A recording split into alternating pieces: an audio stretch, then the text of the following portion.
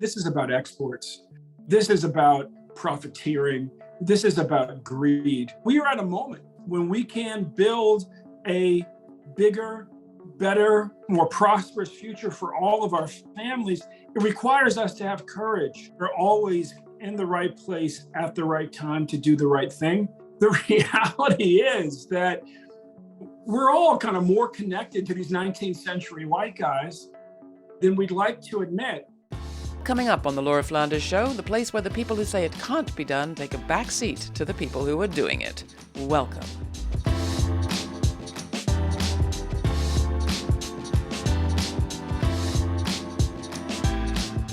The science is clear. As the IPCC, a UN agency with climatologists from over 70 countries, reported again this year, the Earth's temperature is rising. And with each increased increment, change is speeding up. Climate change is already affecting humans, animals, birds, insects, and plants. As the directors of Greenpeace told this program last year, we simply cannot afford any new fossil fuel development. Period. And yet, while the Biden administration claims to be dedicated to being a global leader in climate action, it is simultaneously greatly increasing oil and gas exports across the planet. And in just the past few weeks, the administration has allowed the controversial Willow oil drilling project in Alaska to go forward and given the green light to the auctioning of an area roughly the size of Arizona in the Gulf of Mexico to offshore oil and gas drilling. It is one heck of a time to be taking over the leadership of one of the oldest and biggest environmental organizations in this country. But that's just what our guest today is doing. He comes to the Sierra Club not only as it's facing all that I've just mentioned, but it's also reckoning with the racism of its founder back in 1892 and its own history of, let's just say, not to put too fine a point on it, whiteness. Ben Jealous was the national president of the NAACP from 2008 to 2013, its youngest leader. During that time, he brought Republicans and Democrats together to do things like shrink prison populations and work for criminal justice reform. He ran for governor of Maryland in 2018, the first African-American to do that, and he is just out with a book that is packed with stories about unlikely alliances and surprising histories, his own and the country's. The book's title is Never Forget, Our People Were Always Free. The man is Ben Jealous, and I am very glad to welcome him to the Laura Flanders Show as my guest. Hi, Ben. How are you? It's always good to be with you, Laura. Thank you for having me. Now, a lesser person might feel somewhat daunted to be taking over a major environmental organization at this moment. How are you feeling? I'm feeling good. I'm excited. This organization, the Sierra Club, one of the two main organizations of my childhood, the NAACP being the other, is everywhere. And that means that we're always in the right place at the right time to do the right thing. It's exciting to be taking over the leadership of an activist army that's so huge. We often start these conversations by asking our guests, I ask people, what is forefront of your mind and in your heart as we start this conversation? So what's that for you today, right now, as we sit here?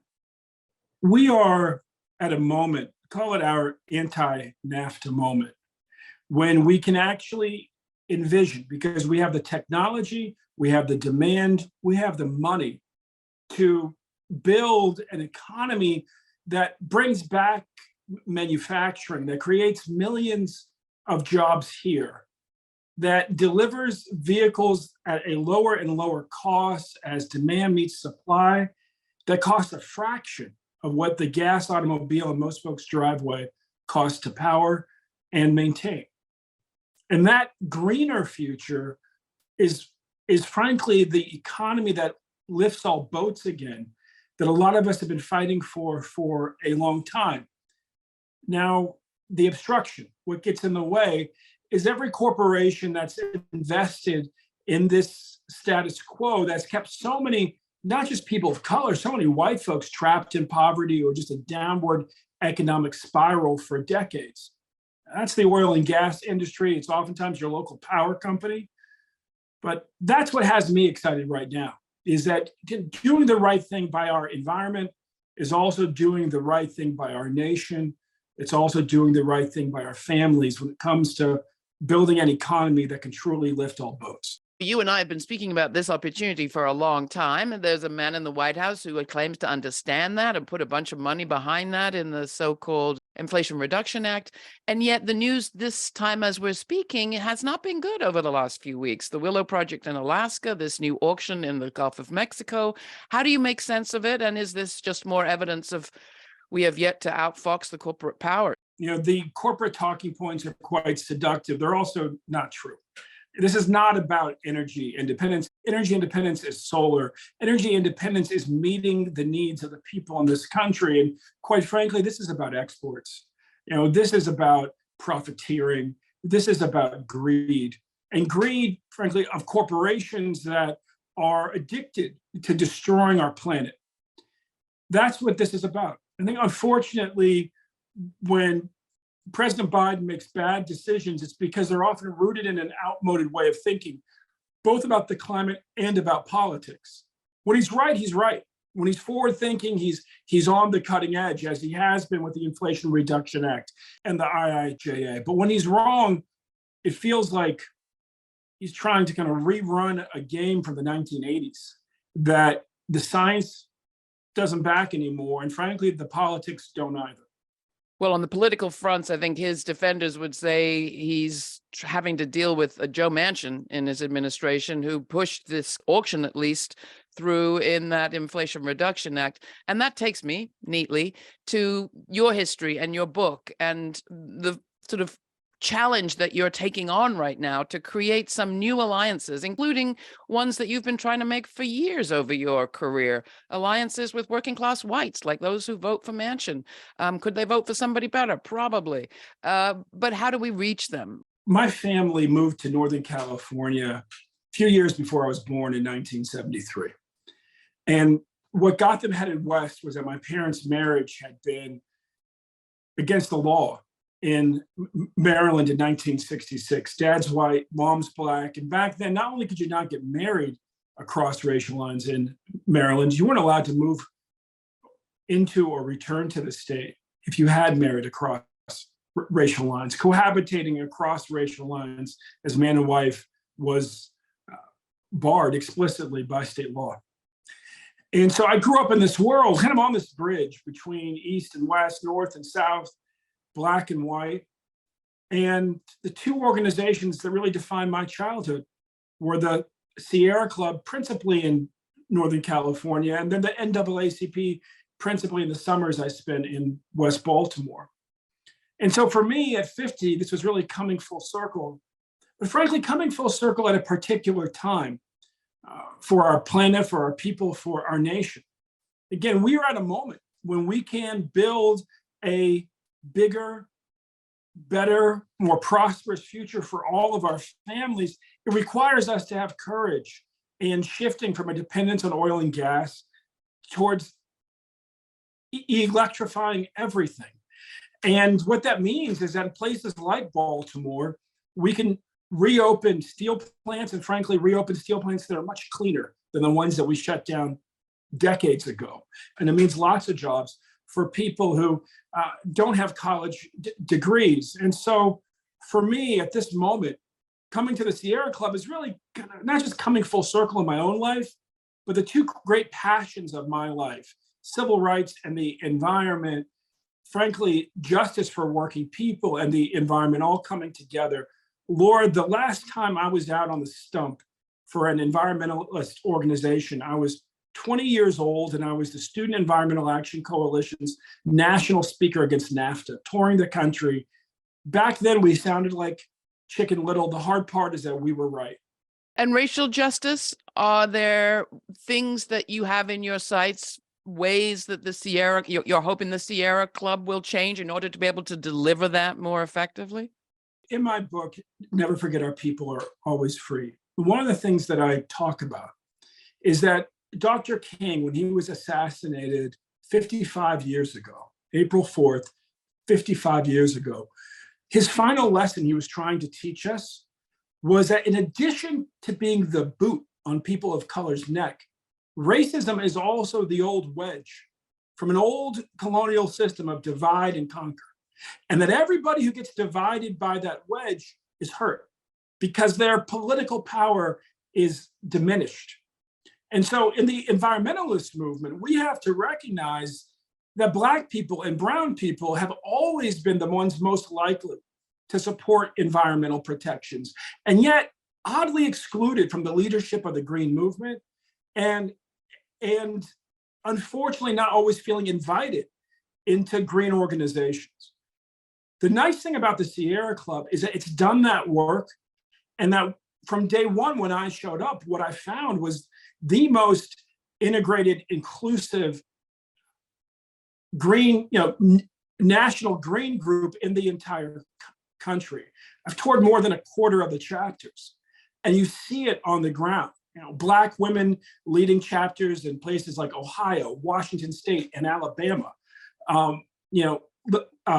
Latino men leading in the Southwest and other places across the country.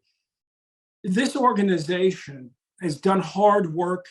It's profited from it by building a stronger mass movement organization. And I'm excited to expand that. And what's also clear, quite frankly, is that we also benefit from having older white men who are centrist or even center right, because again, we got to get big ideas through a US Senate that requires a supermajority. And so we have assignments for the whole rainbow of supporters that we have, and people from the left of the left, again, to people who are right of center.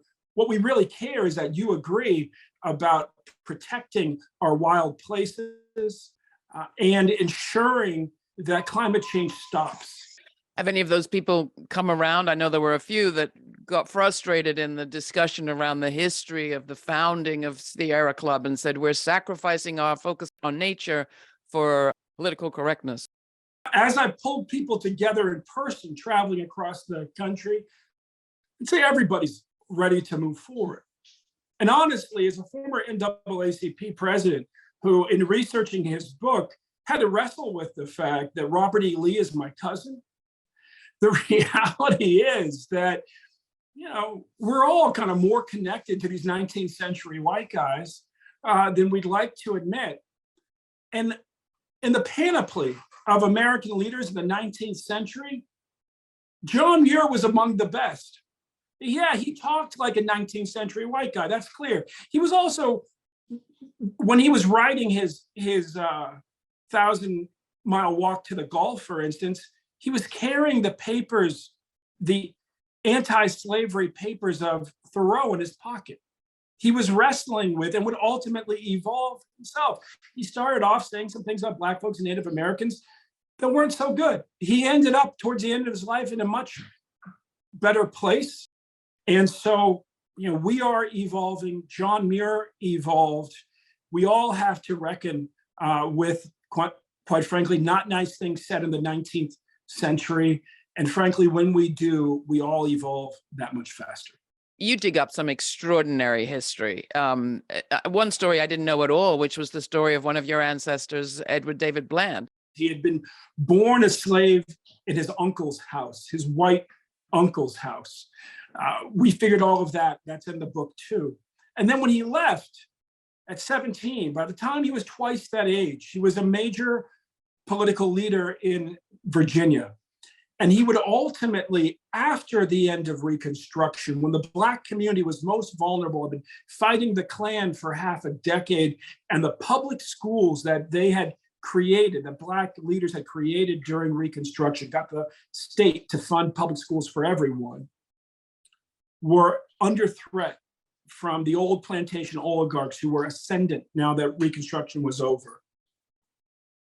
He found his natural ally in saving those schools in a former Confederate general named William B. Mahone, who was ultimately written out of the histories of the Confederacy for being a race traitor, because he would join up with my grandmother's grandfather, and together they would build a multiracial populist party, third party, that took over the Virginia government. That narrative, I think, would have led to a very different politic in our country over the last 20 years or so. And that's the politic that I'm interested in building.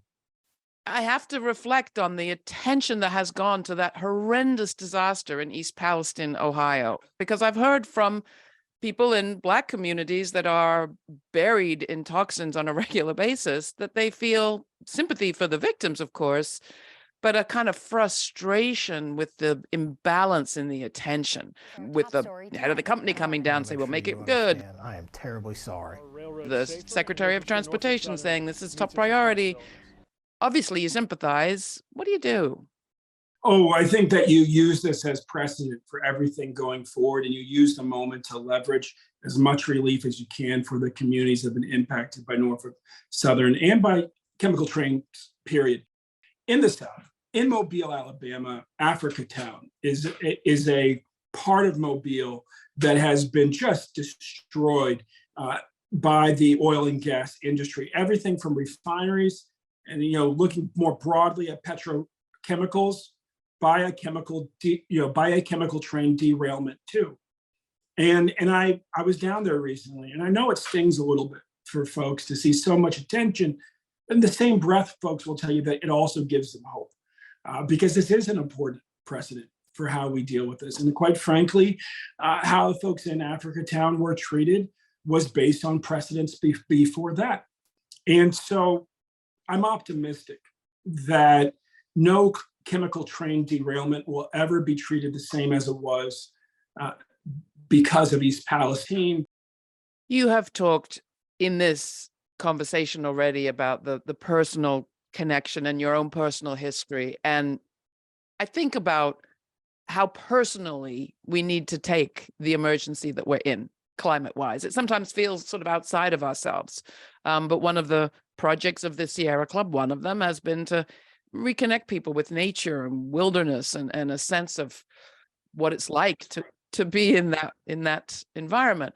And at the same time, you have push from environmental justice leaders who say, the environment isn't someplace else, it's also right here. One of the interesting things of the Sierra Club is we used to only do outings into like the wild outdoors. And now we do toxic tours in many cities. And we're really helping to build a broader consensus. One of the things that we have to do as a movement is to, yes, talk about the local epicenter where there are cancer clusters, and then quickly generalize to the way that big oil and big gas drive cancer in places like Houston, far beyond that epicenter. It's just in the air. We visit a soccer field that's known to be a cancer cluster for children, and yet kids' teams play in that soccer field every weekend. And so, as a environmentalist group that is known for getting people into the wild, our membership is hugely concentrated in the cities across this country. And when you look at the work that we do, it mirrors that. And one of the things I'm most proud of is that over the last decade, the Sierra Club has become increasingly a trusted ally of environmental justice communities across the country. And that gives me hope. As I toured the 16 chapters, the quarter of the Sierra Club chapters that I first engaged before taking over, every single one of them was working on the ground with local environmental justice communities and with climate justice committees of the NAACP. And that gives me great hope that increasingly we aren't separate communities as much as we are groups of activists who may have a different principal focus, but at the end of the day are all willing to throw down for each other to make sure that each of our communities gets the justice it deserves, and we all come together to save the planet that we all live on, for even people far from here who are impacted by the massive amount of pollution coming out of our country. How would you describe how things have changed as we mark another Earth Day? What I would say is this: protecting the environment through our young people is returning to be a bipartisan issue. If you look beyond the real backwards leaders who define the Republican moment who are virtually all old men with gray hair, and you go listen to the young people who identify as Republicans, they know what's what. There's also a lot of folks who used to be called Republicans who now feel a bit lost because they're not down with Donald Trump and his crazy, opportunistic, racist type of politics, who also recognize the science. And so what I've said to folks in the Sierra Club is we've got to be bigger than the Democratic Party, to our left and to our right. And that's what we figured out on criminal justice reform, was that we could reach out to the libertarians and the fiscal conservatives and the Christian conservatives, and all of them agreed with us about the need to shrink prisons. And so, yeah, I'm on the hunt now for the Republicans who agree with us on the need to actually drive down emissions and switch to a better future. And those are all conversations that are already happening inside the Sierra Club, and that we're preparing to have even more robust conversation about in earnest, because we're the ones who've been fighting to deliver this green future for decades, really for more than a century. And now there's a responsibility to help ensure that the nation gets it right. Ben, to close, I always ask my guests, what do they think is the story the future will tell of now? And you are an optimistic person, and you've indicated the way that you think we may revert back to something better in the future, that reflects maybe more of how we started. But I'm curious about time, because boy, the clock is ticking if you listen to the IPCC or if you listen to frontline people across this planet. So I'm not going to ask you about 100 years from now. I feel like I need to know what you think the story will be that the future tells 10 years from now. This is the moment when we must all become optimists. There were times that maybe we had the privilege of time to argue a lot about, the small bits of who makes you the rightest, the most correct. My grandmother said to me a long time ago, it's true, pessimists are right more often, but optimists win more often. And you've got to decide in this life what's more important to you. And the reality is that if we're going to build an environmental movement that is big enough to actually win the day, we've got to show up to the American people with a vision that says we can build a better economy that lifts all boats. We have the technology, we have the resources, we have the demand, we have the will. What's also important to point out, we will rebuild American manufacturing. We will bring back millions of jobs. Your family will profit more. Well, yes, this is about stopping climate change. It's also about creating a better future for all of us. And you and I both know that most voters, they just don't have the luxury to worry about things 10 years in the future.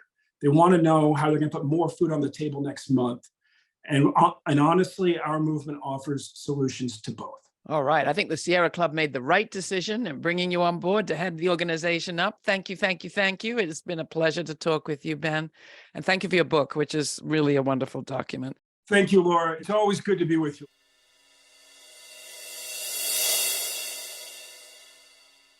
Environmental policy is infamously hard to set.